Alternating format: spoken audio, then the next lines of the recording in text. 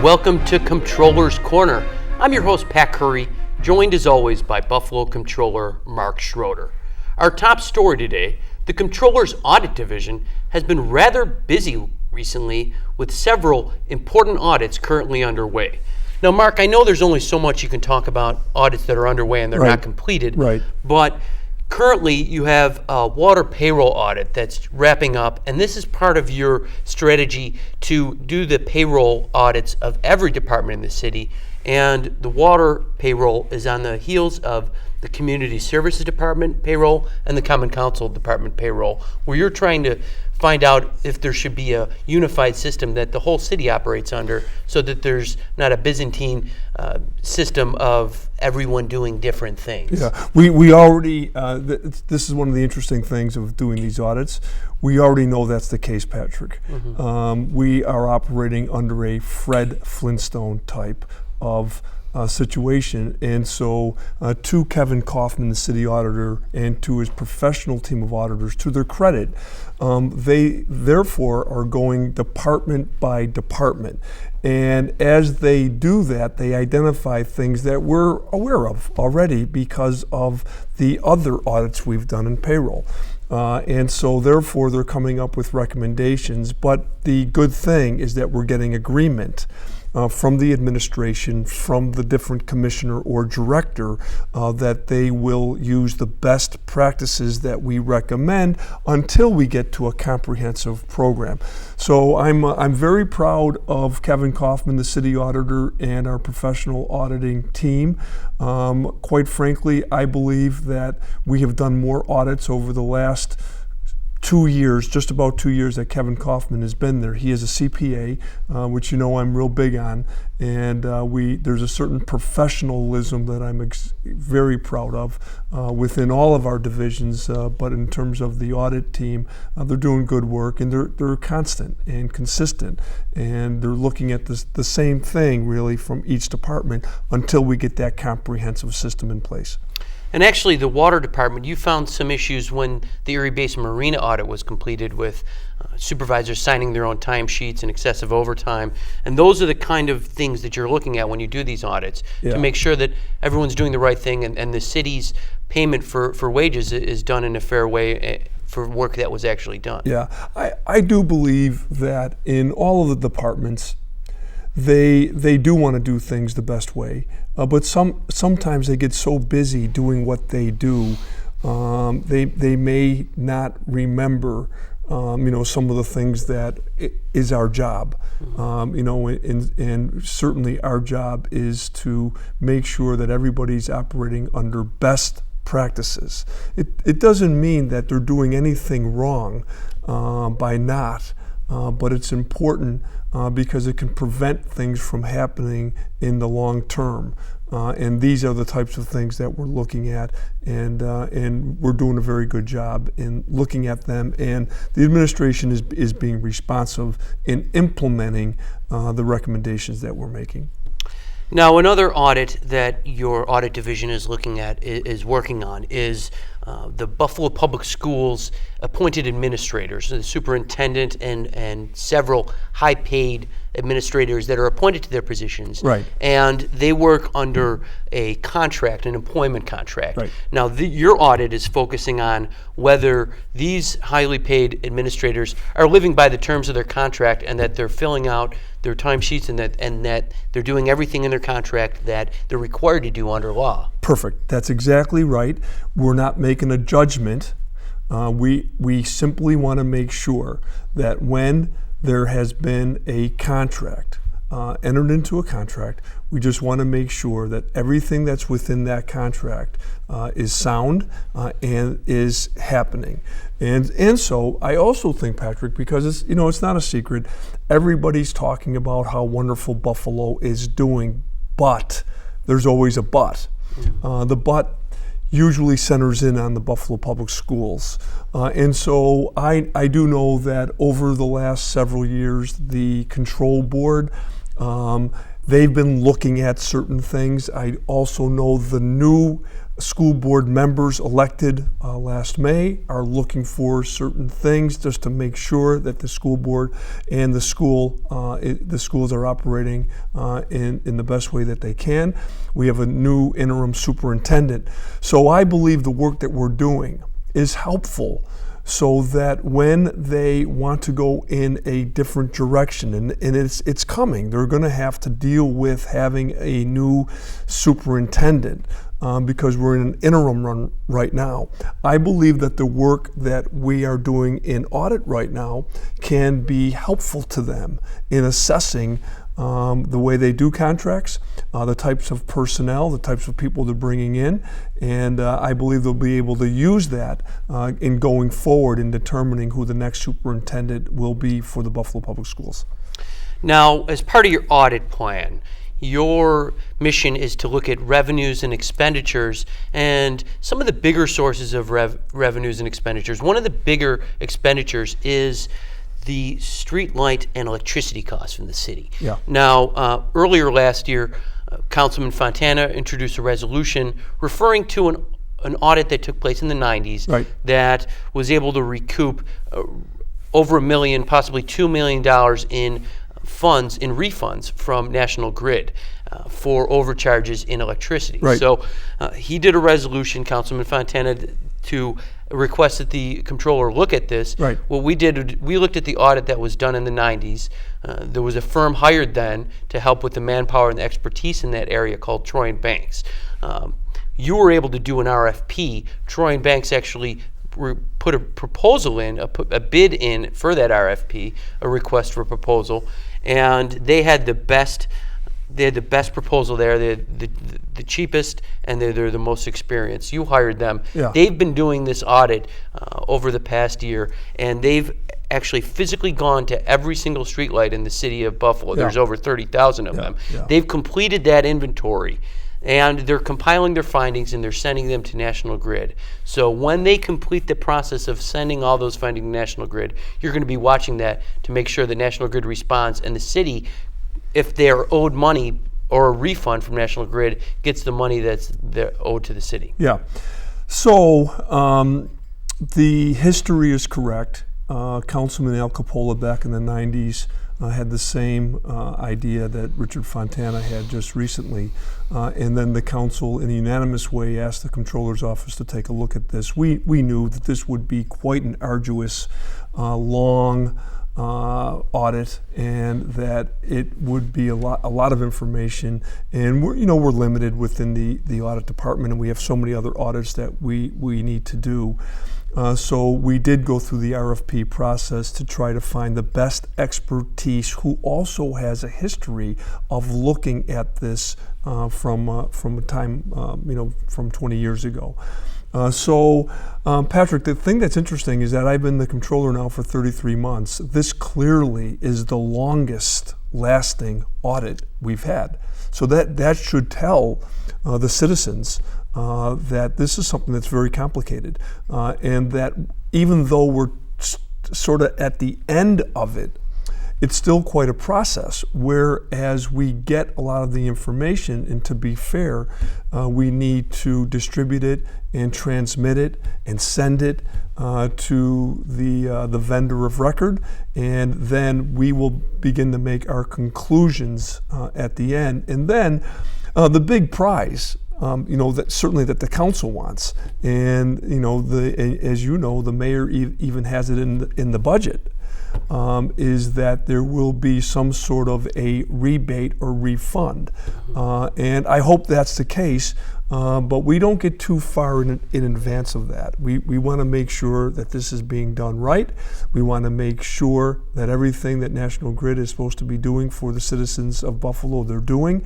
And then if there are any areas where they need to do better, we will be the first ones to point it out to them. Now, one of the things that Troy and Banks in your office is looking at is to make sure that the city's not paying for streetlights that aren't operating correctly. And this is actually a portion where the citizens at home can help with that, because unless it's reported to the city that a streetlight is out, the city's going to continue to pay for that streetlight. Right. So you were encouraging citizens at home, whenever they see a streetlight in the city that's out, wherever it is, whenever, call 311, report it, and that'll save the city money because we're paying for that light. It should be working. Right, but you used the term Byzantine earlier. Think about it. In this day and age, 2014, 5-year-olds can operate and can do things instantly, and we have to put an onus on the citizens who have responsibilities to themselves, to their families, to their careers, and that they have to stop everything they're doing to call the city to say, our streetlight's out. It's ridiculous, in my opinion. I understand it. It's part of it right now. But going forward, there has to be a better way, whether it's LED or whatever the new system is. We need to embrace those types of technologies so that at the end of the day, the citizens are not being overcharged. And then a government comes in 20 years later and says, oh, I think we're being overcharged. That's another ridiculous thing. Why did it take 20 years? Before we looked at this when the city yielded over $1 million. And so that will never happen again because, as you know, and I think you're going to talk about it a little bit later, Patrick, is that we've installed anniversary audits. So every year we will be looking at this, and every year we'll be reminding everybody, our partners in the building and our partners outside the building, you need to do better. Now, there's also an issue if a streetlight is not in a residential area, that there be no one there at night to report it. Also, the public safety issue of having streetlights out. Oftentimes, drug dealers have been known to turn off streetlights so they can operate in the dark. So it's vital that if the citizen sees a streetlight that they report it. But as you said, there's got to be a better way. Yeah, and so I would encourage citizens to continue to do that and to report it as they have. But hopefully, the leadership, the responsibility is really the management of the city of Buffalo to do better with the technology that's I know is out there, Patrick.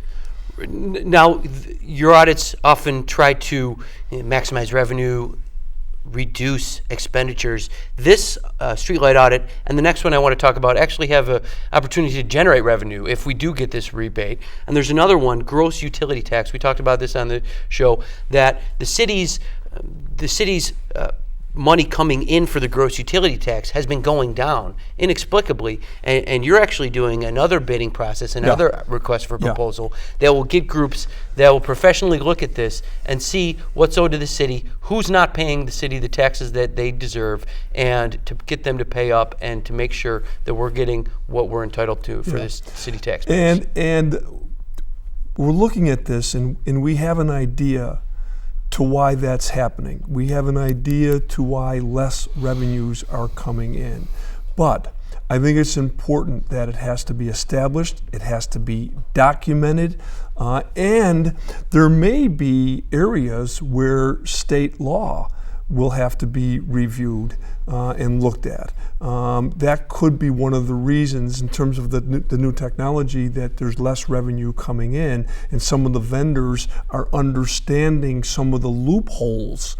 If we can do this audit in a comprehensive way, and we will, with a professional organization who has experience in doing this, because again, we did the request for proposal, we're trying to find the best proposal at the least expensive to our citizens. And at the end of the day, as you've pointed out before, Patrick, these audits, there's no money up front that the city of Buffalo is paying out. It's mostly going to be on if monies come back into the city of Buffalo. That's how we would then pay the auditors who are doing this from the private firm. So the city does not pay a dime until the city gets a refund or a rebate back, and they pay a portion of that refund to the group that's conducting this audit. And that was understood in the RFP, that's understood in the contract, and that's the way we will operate. Now, Mark, we've got to take a quick break, but I want to talk more about these audits when we come back. Okay, Patrick. Stay tuned for more Comptroller's Corner. Are you unemployed, underemployed, or do you need to improve your job skills? Then the Buffalo Employment and Training Center is here for you. The Buffalo Employment and Training Center is your one-stop employment shop. Whether you need help with your search, access to information, seminars, or training, our expert and caring staff is here for you. And the best part is, all of our services are free. The Buffalo Employment and Training Center is conveniently located at 77 Goodell Street in downtown Buffalo with plenty of free parking. For more information, call 856-JOBS or visit us on the web at www.workforcebuffalo.org.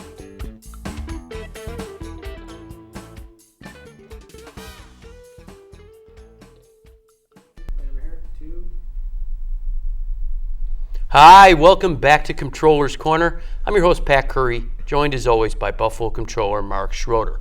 We've been discussing the audits that are currently underway within the audit division in the Comptroller's Department.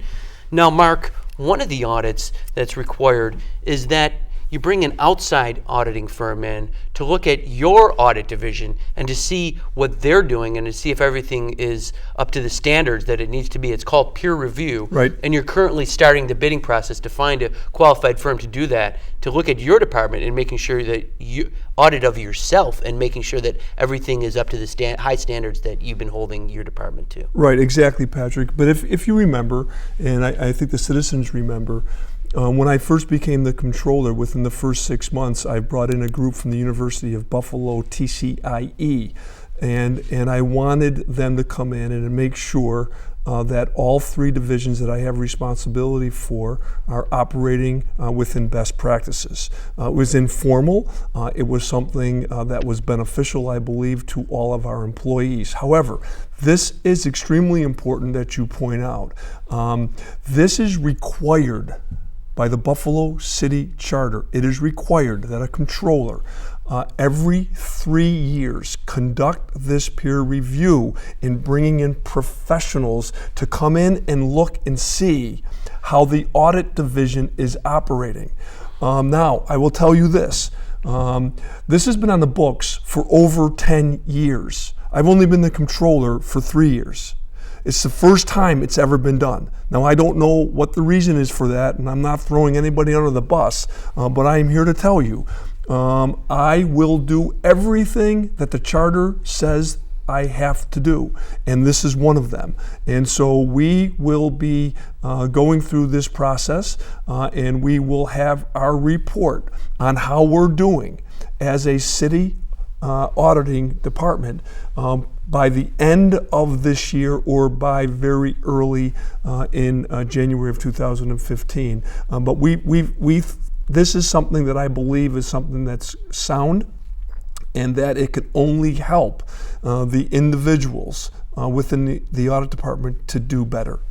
And one of the things that will help, I think, with the results of this audit is the training and the emphasis on the internal standards that Kevin Kaufman has been implementing since he's been the city auditor. Yeah. He comes from a private sector background, and the American Institute of Auditors has a set of standards that he's been implementing, and Right. he's been training his staff using that Yeah. to make sure that they're doing everything that is of the highest and impeccable quality Right. and the highest Absolutely. standards. And as you know, we've incorporated that within our overall plan. And so I believe this is something that's going to be very, very beneficial. It's required, so obviously we're going to do it, but I think there are going to be some real benefits after we do complete it and implement some of the findings. Now, we've talked about a great deal of audits today, but one of the things that you found out when you did audits in your first year as controller, and you looked back at previous audits, and too often you found that an audit was completed, it was filed with the council, there was a response from the department, Yeah. and then it was put on a bookshelf, Yep. and it was forgotten about completely. Erie Basin Marina comes to mind, Yeah. where all these findings are found and then are forgotten about. Yep. And then your office comes along, does another audit, and found that none of the recommendations and the findings that were included in the first audit were ever acted upon.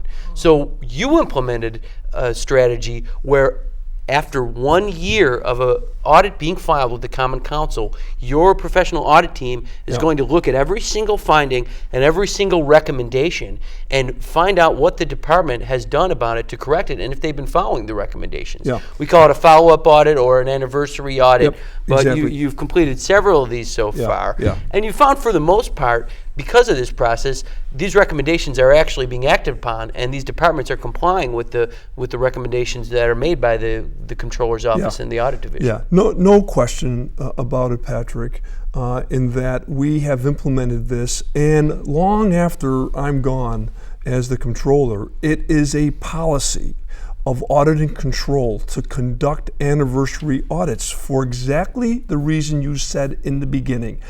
When you have professional auditors spending a lot of time at taxpayer expense, putting together, identifying problems, and then putting forth recommendations, and you go through this process where the administration or the commissioner will look at it, or the council will look at it, and then they stick it in a bookcase, never to think about it again. That is ridiculous. And so we don't want to do the same audit every year, but we will do highlights of the audit and remind them, the administration and the commissioners, if they're implementing it, we compliment them, we thank them. If they're not, we make it very clear that they should. And the only way to do that is by having these anniversary audits and by updating them each and every year. That's what we're doing. That's what we'll continue in the Comptroller's Office for years to come. You mentioned one, there's the Common Council discretionary funds. We've instituted, we've recommended that a set of guidelines be put in place. They approved those guidelines and officially passed them, and we came back a year later and found that most of the recommendations that were made are being followed, and that process has improved significantly because of those recommendations and because the council followed those recommendations. Each and every member of the Buffalo Common Council understands and respects the process, and they wanted it.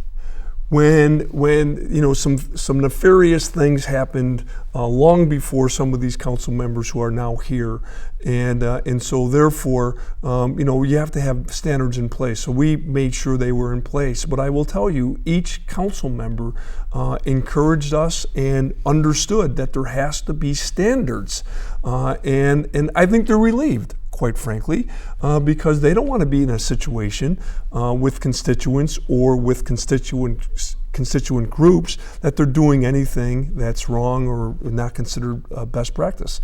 So yeah, it's working well, and we're watching it, and we're going to continue to watch it. Now, Mark, switching gears for a minute, you were recently at the groundbreaking in South Buffalo at Riverbend of the new SolarCity facility. Yeah. Along with this was the governor's announcement that there'll be 3,000 jobs at the SolarCity complex at Riverbend, and the average amount of those jobs that get paid are $90,000 a year. So an influx of 3,000 very well-paying jobs into a neighborhood that could really use that investment, and perhaps most symbolically, it's on old brownfield, which used to be called Republic Steel, and very symbolic of now this brownfield, which represented the city's past, is now going to be the focal point of the city's future moving forward. Yeah, no question about it, and so it was a pleasure for me to be there, especially from a personal standpoint, and when the governor gave me an opportunity to break ground and to take the shovel in the ground, ceremonial, and throw the dirt. I remembered my grandfather, Bud Schroeder, and he worked there for 50 years as a foreman for Republic Steel. And I thought during that moment of throwing the dirt of that old industrial site, and now us going forward with the technology of the solar panels, and now where are we going to put the LED portion of it because there's no more room there, because we're going to have 3,000 jobs. That wasn't announced in the beginning, 3,000 jobs. That's what it is right now. The original investment from private industry wasn't $5 billion. That's what it is now. And so, but this all comes together, and this is the reason why last week, Patrick, I went to a Green Code meeting in the city over in Black Rock. These things are so important now.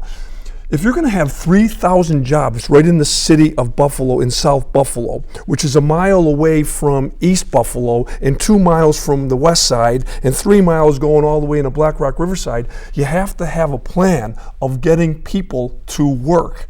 And so I think this is forcing now all of us to think quickly about how we're going to do this, but there are plans in place. And to the mayor's credit, the mayor and his team understood a long time ago this was an old, decrepit brownfield. And so what did they do about it? They identified it, they cleaned it up, and then they were just hoping for a governor like Andrew Cuomo to come to town and to do something about it. And that's exactly what he's done.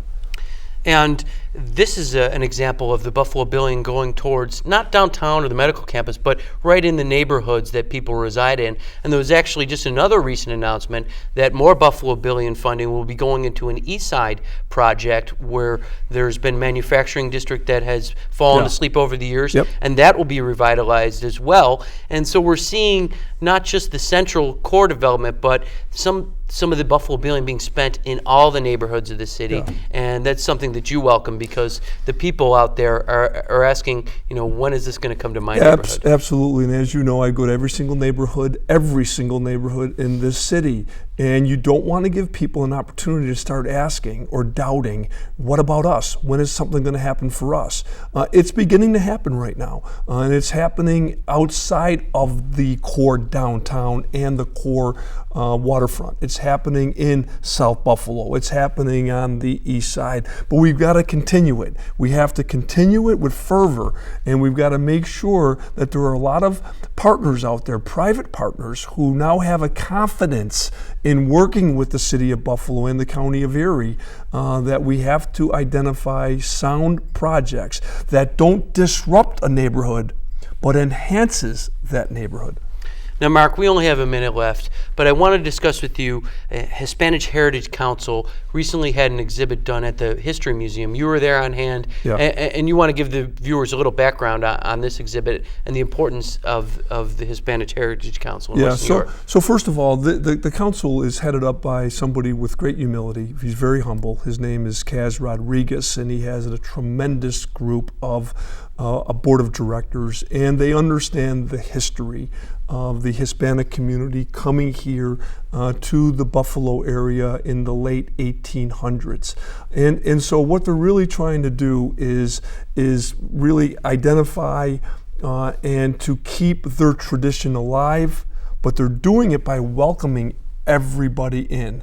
So from September 15th to October 15th, that's significant because that's when most of the Latino countries earned their independence. They have events all over our city and everybody's welcome, whether it's the parade up Niagara Street, whether it's a 5K run at the Naval Park, whether it's a salsa meets the Buffalo Philharmonic Orchestra, absolutely incredible. And I must say, I was doing a little salsa dancing in the aisleway of Kleinham's Music Hall. But it's something that is very, very encouraging, and that's a great thing, Patrick, about Buffalo, the ethnicity of Buffalo, how we embrace it, and how we open it up for all to enjoy. Well, Mark, that's all the time we have today. Thanks for joining us on Comptroller's Corner. Thank you. And thank you for joining us. And don't forget to check out the Comptroller's website at city-buffalo.com/comptroller. Check out our YouTube channel, our Facebook page, and our Twitter handle. On behalf of Mark Schroeder, this is Pat Curry signing off for the Comptroller's Corner.